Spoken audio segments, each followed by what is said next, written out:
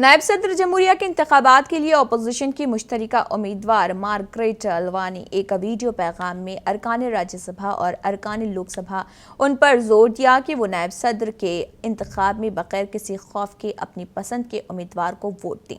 Margaret Alva ने कहा, नायब सदर के इंतखाबात में पार्टी विप का इतलाक नहीं होता। अल्वा ने कहा है कि उन्हें दोनों ऐवानों के रुकन के तौर पर काम करने का तजुर्बा है।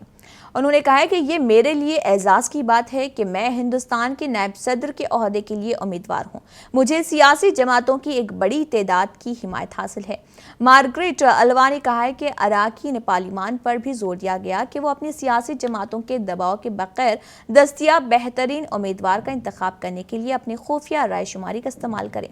अल्वा ने इस अज़्म का इजहार किया कि अगर वेंकैया नायडू के जानशीन के तौर पर मुंतखब किया जाता है तो वो कौमी अहमियत के मसाइल पर इत्तफाक राय पैदा करेंगी और पार्लियामेंट के वक़ार को बहाल करने के लिए हर रुकन पार्लियामेंट के साथ मिलकर काम करेंगी। The Vice President's election is not just any other election. It must be seen as a referendum on the manner in which Parliament is being run.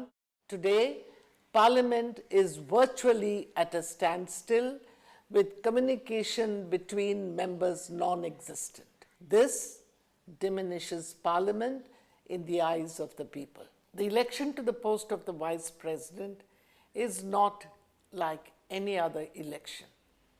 The makers of the Constitution ensured that there would be no whip for this election and that it would be a secret ballot. And this is for a reason.